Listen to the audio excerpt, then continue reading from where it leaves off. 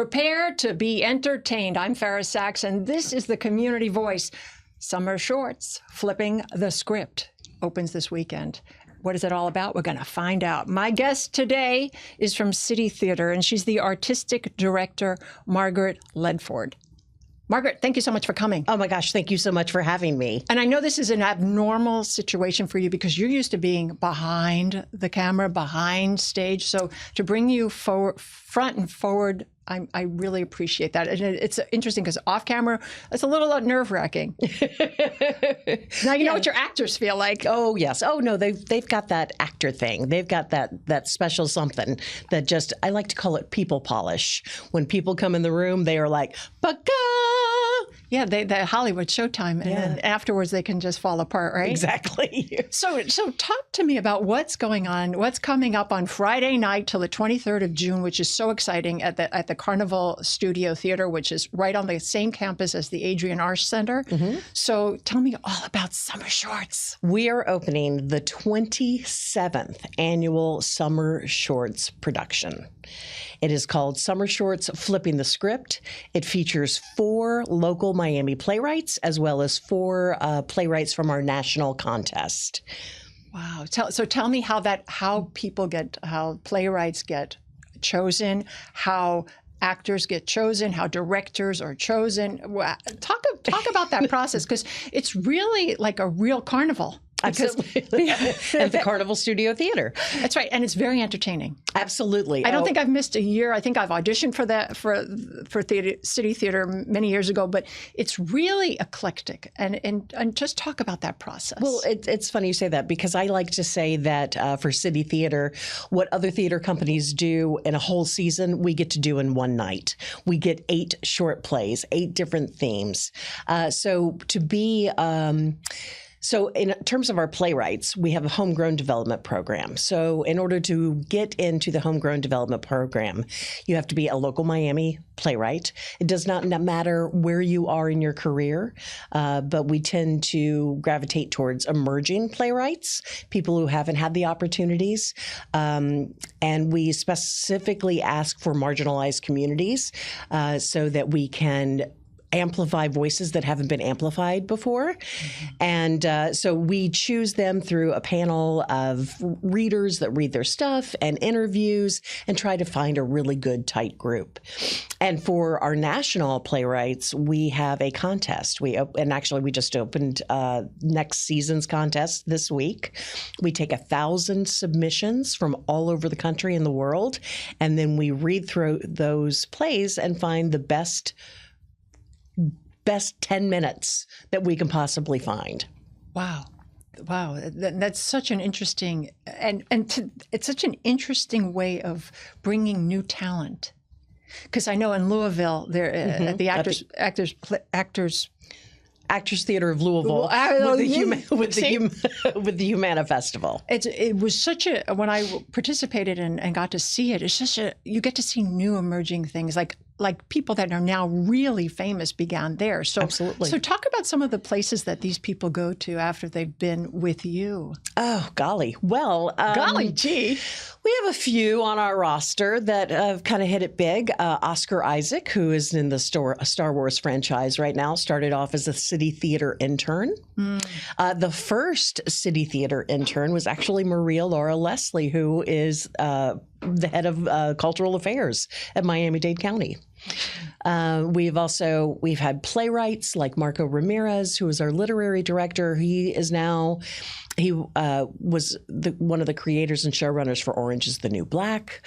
He's in the Marvel Universe, that kind of thing. So we have people that go far and wide. It's really wonderful. It's like The Voice, it's like where you discover new talent. Right. So, and I just think it's wonderful to give a voice to the community and the playwrights are some local and some are across the country. And so there's really a lot and 8 different 8 different plays. And they're plays. They're not skits. They're not vignettes. They are beginning, middle, and end plays. They're just truncated.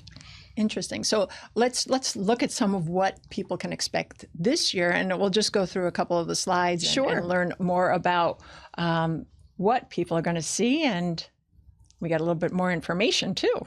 Absolutely. Citytheater.com or adriennearshcenter.org for tickets. Absolutely. And so here we go. So here is this is, I'm very proud of this graphic that we have. This is by local artist T-Pop. It is a collage, and I think it's amazing. For summer shorts, flipping the script. wow. This is An Awkward Conversation in the Shadow of Mount Moriah by John Bavoso, featuring Abraham and Isaac coming back from the sacrificial altar. Oh my gosh. Wow. Leaving Jamaica by local homegrown playwright Narissa Street, about a mom sending her child off to school. We can relate to that. Manic Pixie Dream Girl Goes to Brunch by Rhiannon Ling. It's about it's kind of the modern breakfast club, modern day breakfast club. Cute. Search for an Ending by Carissa Muriel Myers. A woman finally gets a seat at the writer's table. Swordfish Grilled So I Don't Get Sued by Malia Nasir, also a homegrown playwright. That is hilarious. I can't wait. I can't, spoiler alert, that one. I just can't. You just have to come see it. This Week in the Land of Democracy, also by local homegrown playwright Brittany B.K. King. I think the title speaks for itself. Oh, and that's our fabulous company of local actors in summer shorts, flipping the script.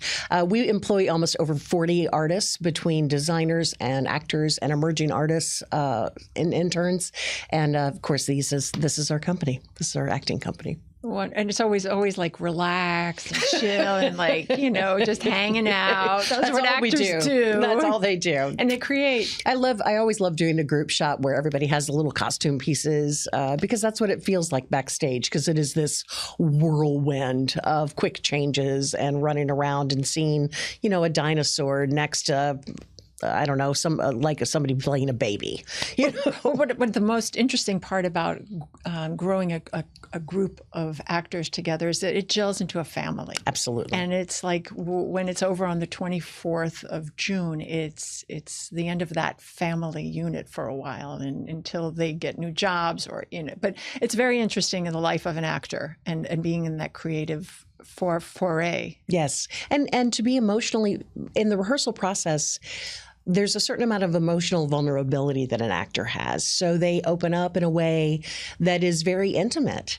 And to be able to tell these stories for people, to be able to bring you into these small little worlds that take only 10 minutes. So we get to know each other pretty well in a pretty small amount of time. So like you said, yes, on the 24th, it will be like your family has gone away. Absolutely. Almost like doing theater on Zoom when the camera went off and it was just you and your shower curtain. Absolutely. And it's so wonderful that you're being sponsored, you have funding, and that you're supported by Miami-Dade. Tell me a little bit about some of your sponsors. Well, we are very blessed to have the Miami-Dade County Department of Cultural Affairs.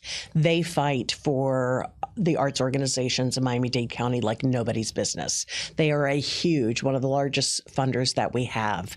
We also get funded by the state of Florida, Stearns Weaver Miller, and citizens interested in the arts. These are just a few of our main sponsors for our season, as well as for summer shorts. And let's talk about how do playwrights, let's talk about Susie Westfalt and how the National Shorts Playwright Contest works, because I love Susie. She's Susan. It's actually Susan. Susan J. Westfall. But it's just so, let's talk about that. That's a beautiful process. Well, Susie is the founder of City Theater, one of the founders. She and Elaine Wall and Stephanie Norman created summer shorts or created City Theater and summer shorts in 1996 when Miami was still very much so a seasonal community. Mm-hmm. There were snowbirds, and there's still, obviously we still have that here, but it was more prevalent.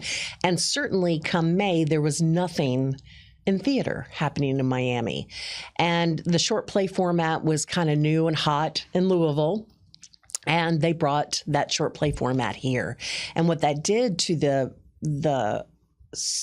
for the arts community is allowed people to stay and not go seek jobs doing summer stock somewhere up north. They were able to stay, be employed, and be creative and do the Shorts Festival here. And those three women made that possible. And I think it really changed the landscape, the cultural landscape of Miami, because now we are all year round in our theatrical offerings. And you've been with them a very long time, but you've been at the helm as artistic director for the last 7 years. How has it changed from when you started and what you saw and grown into the artistic director till today, let's say?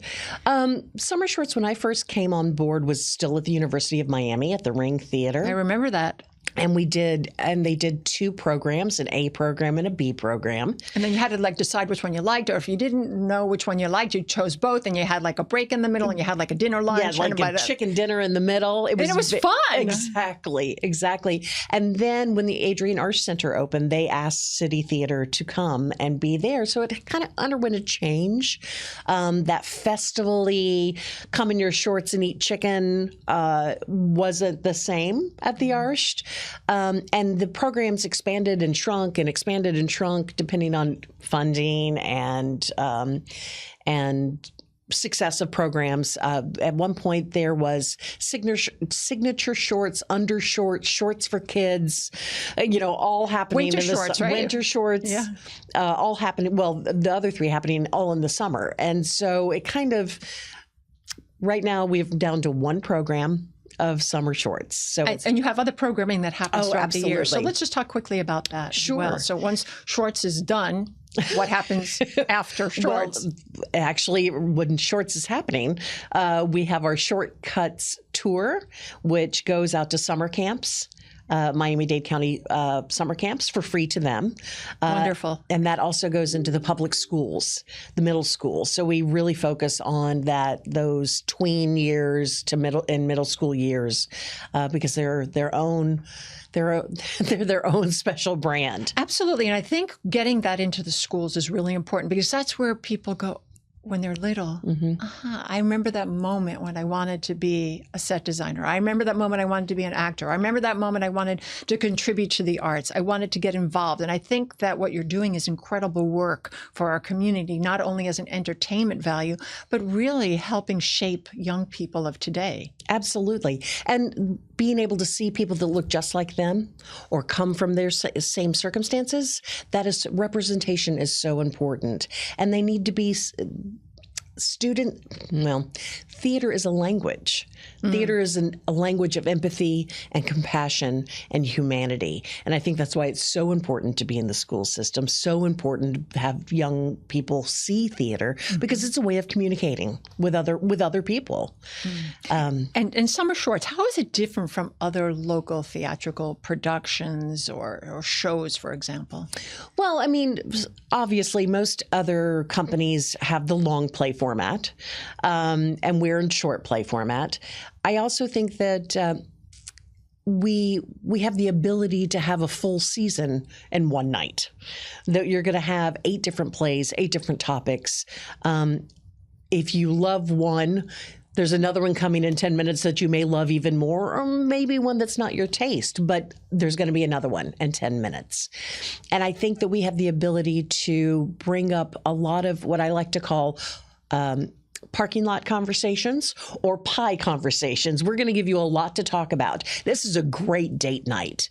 Absolutely a great date night. So even if the date is not good, you have something to talk about afterwards before going home. Exactly. So what are some of the topics that you talk about during the play? Plays. We have, there's family. Who can relate to that? Are you a child or have one? We have 2 plays that actually deal with family issues. Women in the workplace. This Week in the Land of Democracy. As I said, I think the title speaks for itself. Well, your voice just got really, really low. Yeah, how serious things really can get. It can. Yeah. And it can be very affecting. It can be all of that. And we have sometimes there's a lesson. Sometimes if there's a lesson to be learned. Sometimes. I think that's what plays speak to. Mm-hmm. Excuse me. I think so as well. I think that you are going to see someone like you up there, and I think you're going to see people that aren't like you. And I hope that allows for growth of empathy and compassion and humanity. Absolutely, because if we can bridge those gaps, that would just make a world a better place, right? Kumbaya. Yeah. What do you want the audience to feel as they leave, as they experience? I want them to feel joyful as a human being. Joyful as a human being. I want them to feel like they've seen a great night of theater in Miami. I want them to know that Miami is chock full of talent, that we don't have to import our talent. And I think the more that we invest in our talent won't export themselves. Absolutely. And let's talk about you. She's like, really? Yeah, Really? you. Where's that backstage? Where's that? It's interesting, isn't it? When one has to be vulnerable to be who they are. And not hide behind a camera, hide behind a script. You grew up in Chattanooga. I did. Did you grow up saying, theater is my life? I think everyone that ends up in theater has gotten bitten by the acting bug. So because it pays so well. Well, those of us starve for attention, just literally and figuratively. So when I played the harp in what was that? Master, save me. It was Jack and the Beanstalk. That was it. I was bitten by the bug a little, and as I grew in theater and playing in it, I realized that I was not forward facing, and I discovered directing, where I got to be an actor in my head and figure out all the stuff, but then just let other people do it. Amazing. And tell me about the Carbonells. Tell me about the awards. Tell me about what that means to you as a creative person. Accolades are always great. At the end of the day, I think that, we all know that the Academy Awards were set up as a marketing ploy anyway, which I think is what they are. Well, to this day, I sit at home in my pajamas and pretend that they're going to call my name. Did you ever have that fantasy as a lighting person or as a director? Oh, and Margaret Ledford is going to win. Currently, I'm the Susan Lucci of the Carbonell Awards for directing, which is totally fine. I wear that moniker well. That's so cute. Actually, one year at the Carbonell, City Theater was honored with an award. And when we took the podium, I asked our theater community, if you have ever worked for City Theater as an actor or designer or an intern, please stand up. And 3/4 of the auditorium of the Amaturo Theater at the Broward Center stood up. Isn't that amazing that you can provide money, hire, opportunity to be creative to all these people? That must really it speaks so much to what City Theater is all about. Absolutely. Your most incredible moment? As a person, as a theater person, as a theater person. That's a tough one. It is. One. I think there's selfish moments that you go, that are where you feel that spotlight and you feel like you've earned it. But I think for me, one of the most incredible moments for me with City Theater was La Gringa. This season, with Gladys Ramirez, executive director, my partner in crime with City Theater. She directed La Gringa, and our partnership of producing that together and putting it on stage and seeing people we have not seen before come out of the woodwork, as it were, to see that show from our community and saying, I've never heard of City Theater before.